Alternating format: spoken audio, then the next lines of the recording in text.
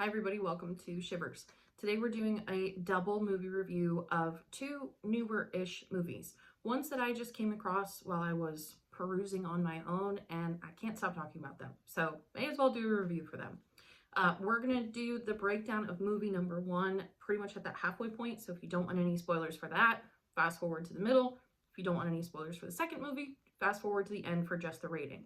So getting into the movies themselves, we're going to start with The Passenger. This is from 2023. This is a Blumhouse movie. This has an 88% on Rotten Tomatoes. This is not an Into the Dark movie. This is true Blumhouse. Somehow, someway, I have not heard of it. So I was just looking through Amazon Prime. It's on there as of right now, as of Wednesday, September 10th, for free. So that was one of the things that I was just sort of like, I'm going to watch a movie. Let's peruse. And this one popped up. Do not watch the trailer. I did not watch the trailer, and I'm really glad I didn't because the trailer gives absolutely everything away. So The Passenger movie is truly the most dreadful movie I have ever watched. It is still stuck with me, which is why we're doing this review. But the other movie that we're talking about is Fresh, which is from 2022. This is a Hulu movie. This has an 82% on Rotten Tomatoes, but I would say pretty much equally, maybe slightly less dreadful. Either way, both of these movies are going to be for your horror fans. Like, this is neither of these movies I would show to just like a casual horror watcher. But getting started with The Passenger. So I've talked about Marrowbone before as well as just sort of just this like beautiful, amazing, ghostly, dreadful movie. Both of these movies sort of have that, but just cranked up the volume a little bit. So The Passenger focuses on Randy, this kid that is really bullied, doesn't know how to stand up for himself, just, I don't want to say a loser, but kind of just a loser. You want to root for him, but there's a level of victimization where it's just like, come on, dude, like do something, stand up for yourself, do something. So we have Randy, who's working at this fast food restaurant, Benson, who is also working at this fast food restaurant, played by Kyle Gallner. You know him if you see him. He's in Smile. He's in the beginning of Smile 2. He has been around. Strange Darling, I think, is the other movie that he's in as of recently, regardless. So Benson keeps trying to encourage Randy to stand up for himself. Randy's name tag even says like Bradley, which is his last name, but he's never corrected his manager to give him the proper name tag. So again, you have this person who's just like not, just kind of letting life bully him.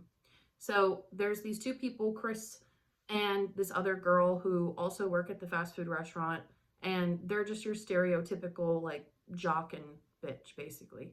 And they bully Randy, they put him down, everything like that.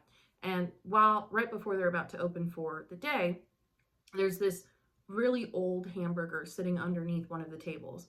And so they're like, all right, Randy, you're going to eat this, right? Because you do whatever we tell you to because you don't know how to stand up for yourself.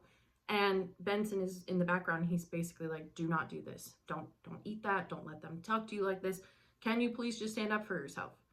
So, of course, Randy doesn't. And he eats a burger. And that kind of pulls this catalyst for everything else about this movie. So Kyle Gallner, Benson, runs outside to his car, grabs a shotgun from the trunk of the car, and trigger warning and spoiler alert, completely shoots up the place.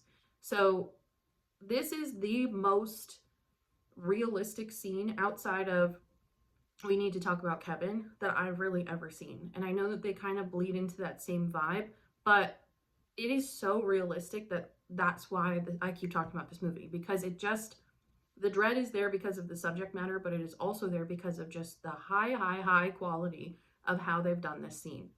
So Kyle Gallner, Benson, completely destroys the entire restaurant and basically everybody in it. And Randy is still standing off to the side, just cowering, basically just frozen. It's that fight, flight, or freeze, essentially. So he's frozen. He's just crying, watching all of this happen. And Benson finally comes over to Randy and he's like, I did this for you. I did this so that somebody will finally stand up for you. Are you going to finally stand up for yourself? And Randy's like, I don't really know what you want from me. So they then go on this road trip of sorts. And it really boils down to the idea that Benson has now kidnapped Randy. So Randy's just along for the ride because, again, I'm going to beat this to hell, but he cannot stand up for himself. That is the whole point of this entire movie, is that you have somebody who is an underdog, but it's really hard to root for them when they're not even trying. So Randy then gets taken by Benson. They go to this diner.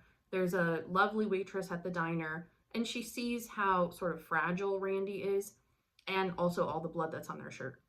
So, on both of their shirts. So she looks at Benson and she's like, hey, everything okay with you boys over here? And Benson is just this true psychopath manipulator, and he puts his arm around Randy and talks to this waitress, and he's like, yeah, we're great. Like, how was your day? How's everything going with you? Everything must be amazing, right? So do me a favor and leave us the fuck alone. And she's like, I'm just trying to do my job. I'm just trying to do a good thing. And so again, it's this overall theme that we keep getting over and over throughout this movie, that Benson wants to stand up for people who can't really stand up for themselves, but at the same time, not have anybody impede on his sort of plans. It's kind of the psychopath and the person who just like makes that action and then continues to make plans as it unfolds. So while they're at this diner, Randy really is like, what do you need from me? What do you want? And he's like, I want you to learn how to stand up for yourself. Like, this entire day is going to be all about you. So tell me about your past. Tell me about a time that's really stuck with you of why you don't stand up for yourself, or somebody that has bullied you that we can get a vendetta on today. And Randy goes into this really heartfelt story of when he was a kid, he was very violent and had all these like anger issues, and so much so that his second or third grade teacher, Miss Beard, she bothered him so much that he like slingshotted an eraser at her, and it went into her eye and caused her to lose her eye. So he's like, I've ruined her life. I know she hates me. I've grown up with all of this guilt. That's why I don't stand up for myself today, because of everything that's just like eating inside of me. So Benson is like, okay, well, we're going to go find your teacher and we're going to see if she deserves sort of time. So they go to the school that they both went to, and Benson's like, oh, I had an absolutely awful teacher that I had when I was at school here. I wonder if he's still around. Maybe I can also just sort of sneak in a vendetta. Randy's like, well, I thought this day was really all about me, trying to get him away from doing any more violence. And he's like, well, I guess you're right, but I'm still going to look. So they go to the office, and Benson has that same sort of manipulator tendency towards the secretary. And he's like, we're two students that are alumni. We're coming from out of town. We just really want to go visit our favorite old teacher, Miss Beard. And I know she's not really working right now. So is there any possible way that you can give us her address? So after coercing, the person is like, yeah, you guys go have a great time. Go tell her that I said hi, and, have a great rest of your day, basically. As they're walking out, they run into the teacher that Benson was talking about, and Benson beats the absolute fuck out of him. And teeth are on the pavement. It's terrible and it's brutal. And Randy, again, is just sort of standing there letting this happen, and nobody else is coming outside yet. So he gets away with it for the time being. So they get in the car, they go over to Miss Beard's house. She recognizes Randy, and it's this very heartfelt moment of she forgives him. She is not holding on to anything that has happened to him. She wants to make sure that he's okay, that he doesn't have any like trauma or guilt. And basically he just breaks down in tears, and he's like, I am so sorry about what I did to you. I ruined your life. I know you probably hate me. Like, that's why I'm here. And she's like, no, I don't hate you. Like, I forgive you. Everything's okay. And, it's a terrible thing that happened, but it is what it is. So, don't carry that guilt as much as you can anymore. So it's this really amazing, heartfelt moment. And basically Benson is like, not good enough. So he's just kind of hovering in the background. She gets a phone call, and it's somebody telling her that teacher was completely beat up in the parking lot. So she looks at Benson's hands. His hands are all wrecked from beating him. And so he's like, I guess you're going to have to be sort of disposed now. So he pulls a gun on her, Randy then does stand up for her, and he's like, no, this is supposed to be a day about me. She forgives me. There's no vendetta. There's no problem. Like, you got to let her go. So Benson's like, all right, well, she doesn't have to die, but she does have to come with us, because otherwise she's going to tell people that we were here. So now Benson has kidnapped 2 people. So they go drive around. Eventually they wind up back at the diner, and the waitress that they had before comes back out, and she's like, I just need to talk to you, Benson. Like, you are a spoiled brat, and you cannot talk to people the way that you spoke to me earlier, and I want you to know that you're kind of a piece of shit, and I deserve a lot more respect. So you're either going to talk to me right, or you're not going to talk at all. And you don't deserve to go to a public restaurant. You don't deserve to have friends, nothing like that. So it's this really empowering moment of this woman standing up for herself against somebody that she has no idea what they have in really their back pocket. Miss Beard snuck a cell phone in and handed it to Randy. So this is now the point where, does Randy stand up? So Randy tells Benson he has to go to the bathroom. He goes to the bathroom and he calls the cops. Hallelujah. So he breaks down in tears because, like, he finally did something. It's watching it is very frustrating because it's the bare minimum, but regardless, it's still, you make a choice, you did it, moved on. He comes out of the bathroom, and now it's this standoff between Benson and this waitress, and he ends up shooting her in the leg, and then the cops, you can hear the sirens in the distance. So he starts flipping out. Who called the cops? Who fuck called the cops? And Randy has to just stand there and be honest, and he's like, I did. This has to stop. You know, this is supposed to be a day all about me, and you teaching me how to stand up for myself, and this is me standing up for myself. So what you're doing is wrong, and all these people don't need to be hurt because of whatever's going on with you, essentially, or me, and it is what it is. So, like, I'm sorry, but you gotta go to jail now. So Benson lowers his gun, kind of just shakes his head, and he's like, you did a good job. Like, you did what I was hoping that you would do. You stood up for yourself. And right before this, Randy kind of speaks up for the waitress as well, and he's like, Benson, your rules are broken. You know, you're telling me that this whole day is about me standing up for myself, and now she just did what you have been wanting me to do, and you shot her for it. Like, that's not okay. So it's this really amazing follow the rules moment of, are you going to follow your own rules? Are you going to stick with your own plans? Again, none of this was necessarily premeditated, but at least the thought was there, just not the plan. So after this conversation, Benson again just kind of sits there and nods his head, and then he goes outside and starts firing at the cops. They kill him, and that's how the movie ends. So it is this really violent, especially like gun-related movie, but the dread and the realism that's there is absolutely absurd. That is why we're doing this as a one-off review, because this movie was just absolutely incredible and just sticking with me. So for the rating for this one, for story itself, I would give it a 4.5 out of 5. For originality, I would give it a 4 out of 5. You know, this is not a totally new concept, but this is a movie that's done in a way that I haven't really seen before. For acting, I would give it a 5 out of 5. I think that's what really made this stand out. Again, Randy is kind of annoying because he's just such a wimp that it becomes to the point where it's just like, come on, do something. Like, please do something. So other than him, everybody did a really phenomenal job. And even him, you know, that's his character. He played it well. For production, I would give it a 4.5 out of 5. There's very minimal scenes, but the scenes that we do have are done really well. And then for scares, this is really scary because it is rooted in reality. So I would give it a 5 out of 5. You know, this is something, again, I watched it last week and it's still stuck with me. So the fact that it made that much of an impact for me and that it feels so real, it's a scare. Again, this is not a movie that is just for your casual watcher. All in all, this gives this movie a 4.6 out of 5. I would recommend this to almost anybody who wants something that's going to be staining, that feels very realistic. This is going to be a movie that I will remember for quite some time. So, moving on. Now let's talk about Fresh.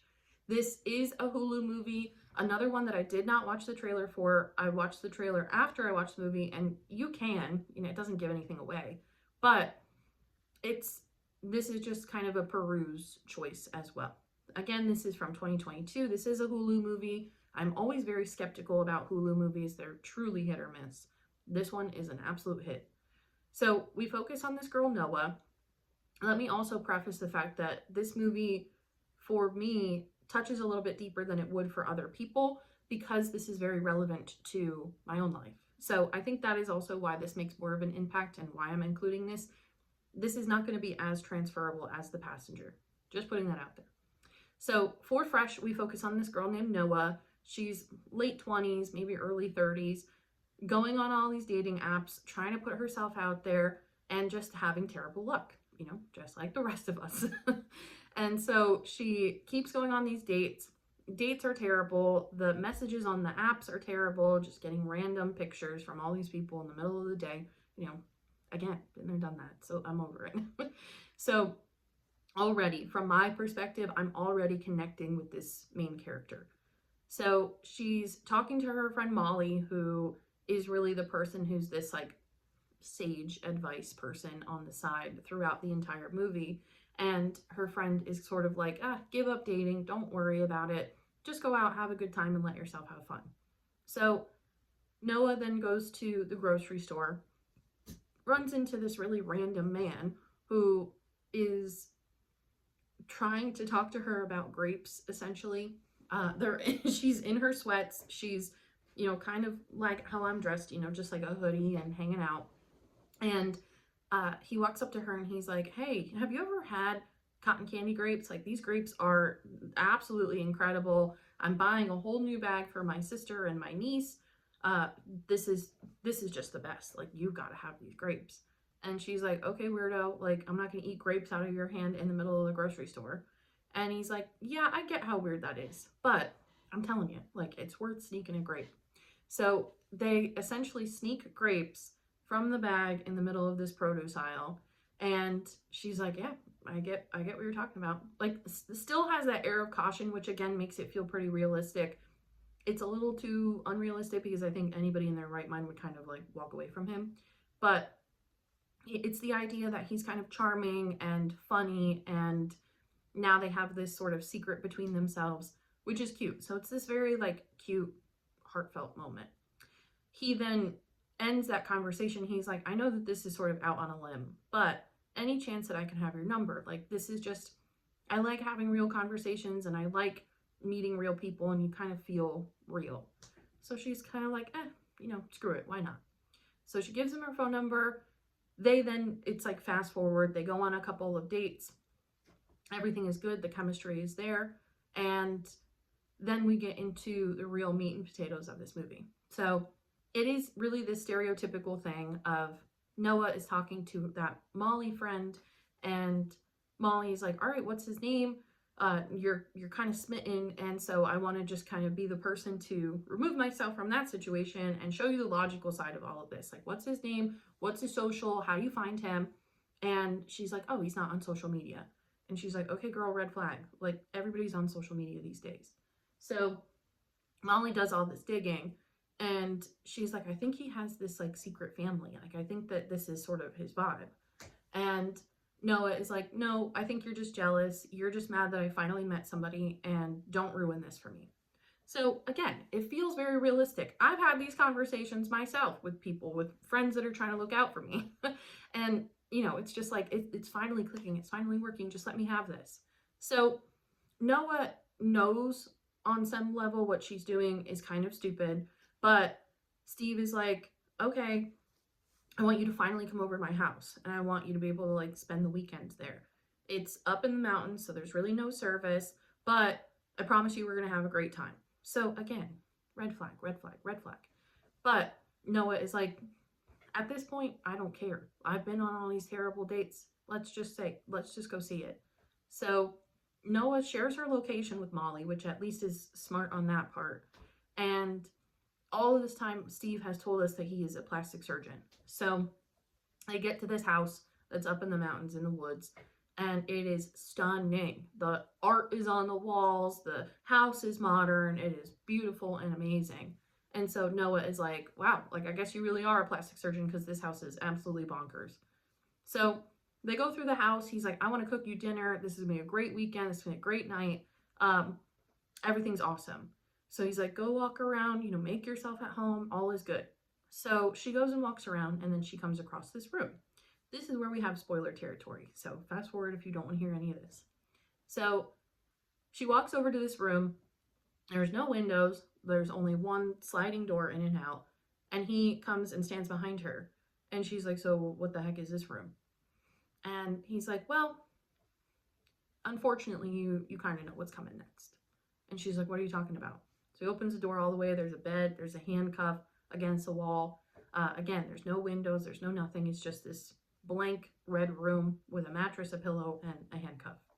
And so she's like, what are you talking about? Like, what is this? This is some kind of joke? Like, do you have a dog? Like, what the hell is going on? And he's like, no, come on, girl. You know what's going on. You know. But the realism of this conversation is so crazy that is what takes this whole movie and puts it on another level. If you don't watch anything else about this movie, just fast forward to this part where they have this conversation, because it is so realistic and it is so well done. So she's like, you can't be serious. Like, what is this? Steve, what is this? You're the person I'm dating. You're supposed to be making me dinner. Like, what is this? And he's like, don't worry. I'm still going to make you dinner. Like, I'm not a monster. I'm going to feed you. I'm going to make you dinner. Don't worry about it. But I am going to have you sit on that mattress and handcuff yourself to the wall. Like, sorry about that, but I'm going to have you do that. And so, again, the psychology of it and watching her go from this is not happening to this is happening to this is happening because of him, it's top tier. It's absolutely top tier. So she starts freaking out, and he's like, come on now. I had you for a moment. This doesn't have to be done the hard way. This can be done really easy if you just go on that bed and handcuff yourself. And she's like, fuck you. No, I'm not doing this. Like, absolutely not. So he then starts like screaming. So she does it. She puts herself there. He makes her dinner. He comes back, feeds her. All is good. And he's like, well, I guess I owe you an explanation. So what I'm going to tell you about all of this is that I kidnap women and perform surgery on them and take some of their body parts and sell them to people who want to pay good money to consume human meat. I have found in doing this over the years that if I keep the produce alive while I'm doing this and while I'm selling, the meat is a whole lot fresher and people will pay a whole lot more. So she's like, you're fucked up. This is absolutely ridiculous. I'm not going to allow you to do this. And he's like, well, I don't really need your permission. So he puts her under. It's kind of cheesy, but he takes her butt cheeks.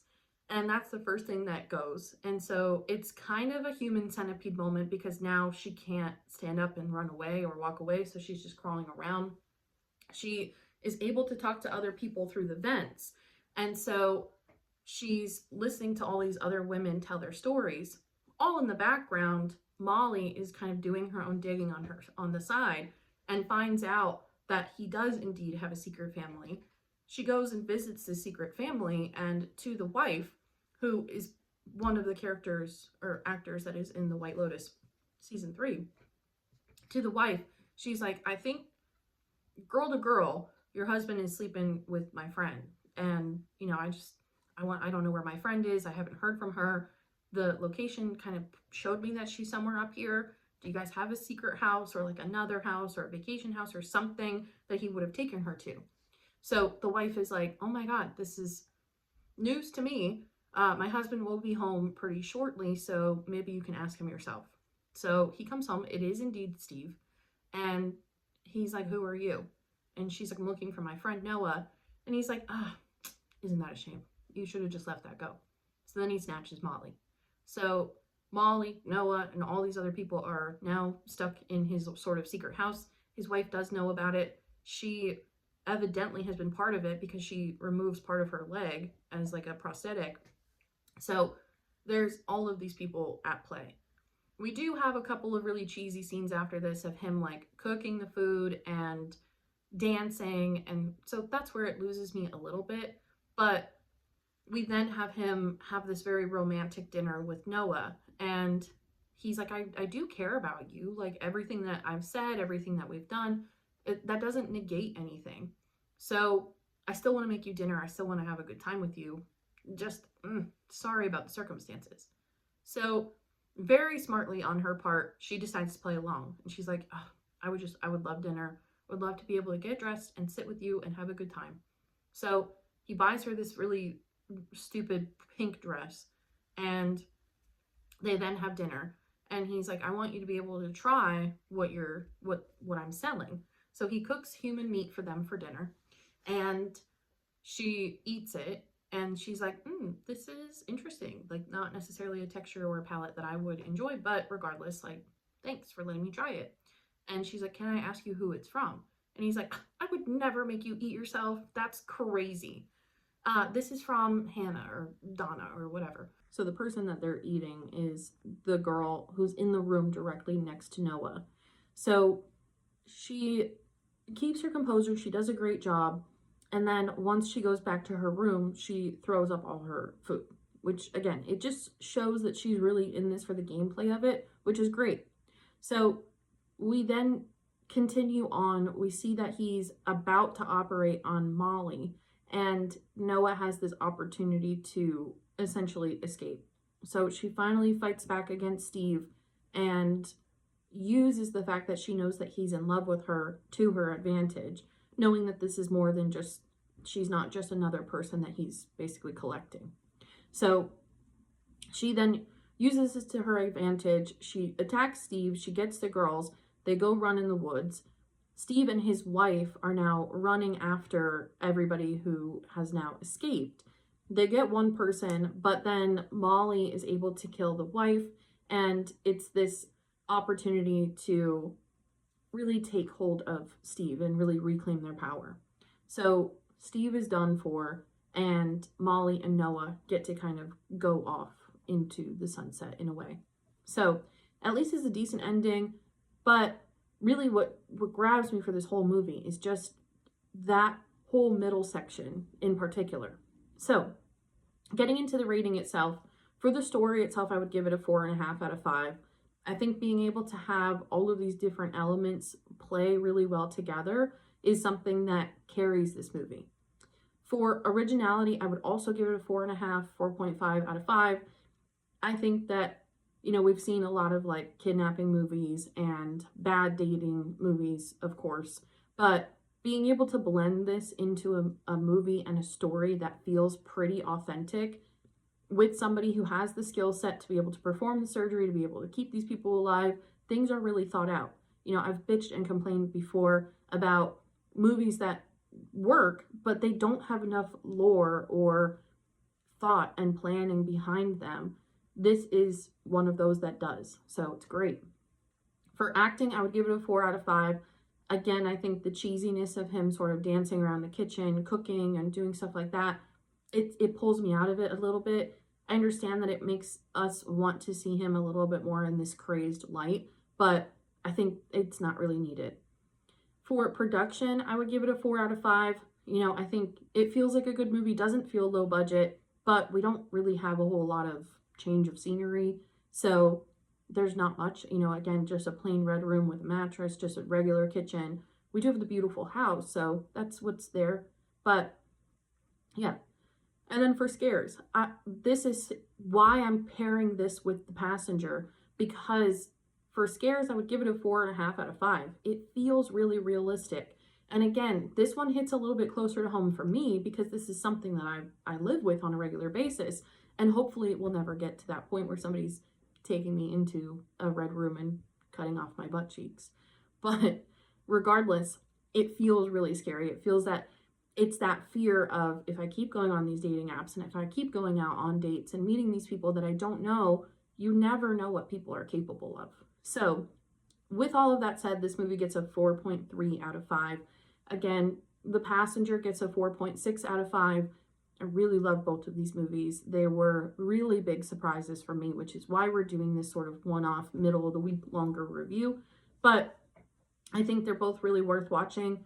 If you do watch them, let me know your thoughts. Again, they are both kind of staining. So if you are newer to the horror genre, neither of these are what I would recommend for you. If you're looking for something that's more dreadful, that kind of feels like one level up from The Menu, one level up from The Lodge, this is your genre. This is your zhuzh.